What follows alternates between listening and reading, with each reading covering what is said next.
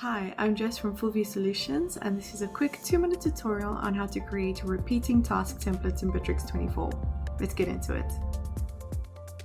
Once you're in Bitrix24, go to the Tasks and Projects module in the left-hand menu. At the top, click More and then scroll down to select Templates. Click on the green Create button. You'll now see a task form, just like when you're creating a normal task.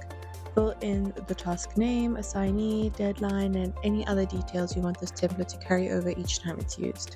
Now scroll down to the section that says Repeat Task. Tick the Activate box and you'll be able to set the recurrence.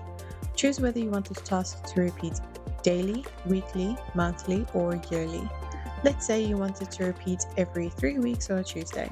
Select Week, set it to repeat every 3 weeks, and tick Tuesday. You can also choose the time of day the task should be created. Just select the hour you prefer and if needed, hover over the little globe icon to make sure that your time zone is correct. Next, pick when the recurrence should begin. You can also add an end date or limit the number of repetitions. Once everything's set up, click Save and your recurring task is ready to go. And just like that, your task is on autopilot.